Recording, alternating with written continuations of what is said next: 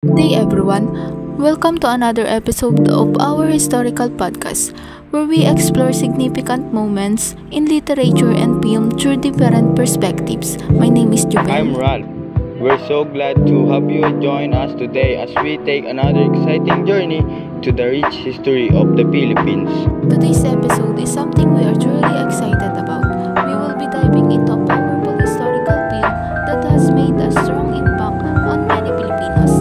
It is General Luna by Gerald Tarok. That's right.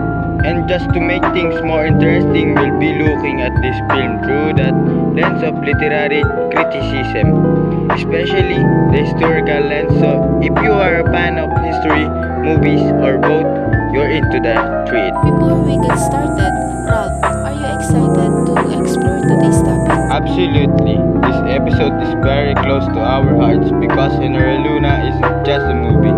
It's a reflection of the struggle and sacrifice of our ancestors for freedom and independence. Well said. General Luna is a historical drama that vividly captures the life and times of General Antonio Luna during the Philippine-American War.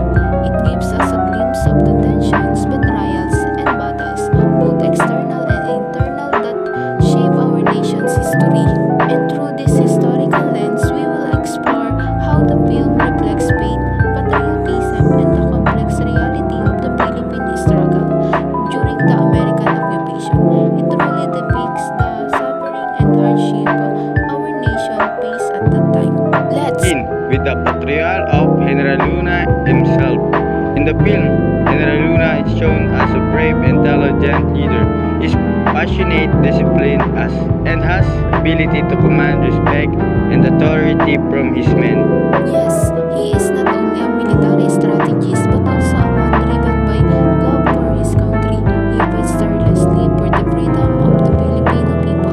However, one of the striking things the film shows is that not everyone supported him. True, the movies doesn't hide to the internal conflicts.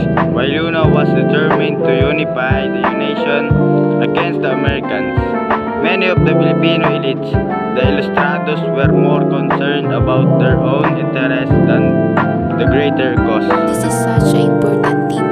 It shows us how disunity and personal ambition can sabotage even the most noble of causes.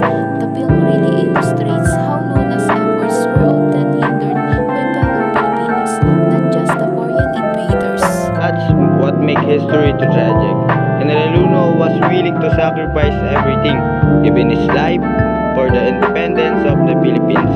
But in the end, he was betrayed and assassinated by his own countrymen. That moment in the film is heart-wrenching. It highlights the deep conspiracy and political intrigue that led to his untimely death. It was not just an act of violence, it was a powerful message about the dangers of division within a nation. You can really feel the emotional weight of the scene. It leaves you asking what you could have happened if the Filipinos had been united. Will things have turned out differently from Luna and for the Philippines?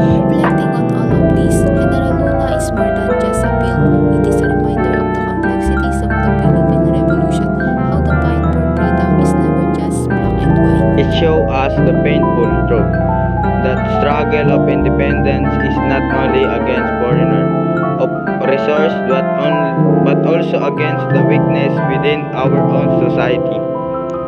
Corruption, betrayal, and division. The film does an incredible job showing us these harsh realities, and because of that, it deserves recognition not just for its artistic quality but for its honesty and courage in telling our history. It makes you feel as if you were right there witnessing the chaos and courage of those times. It is a credible and compelling film that educates, inspires, and even angers you at moments. It teaches us about the bravery, the passion, and the resilience of Filipinos as they stood up against powerful forces. It is not just history, it is a lesson, and we hope that through this podcast, more people will appreciate his legacy and reflect on what it means to be a Filipino. Thank you for joining us. Follow our podcast for more journeys through history and cinema. Until next time, keep learning and keep questioning and keep the spirit of patriotism alive.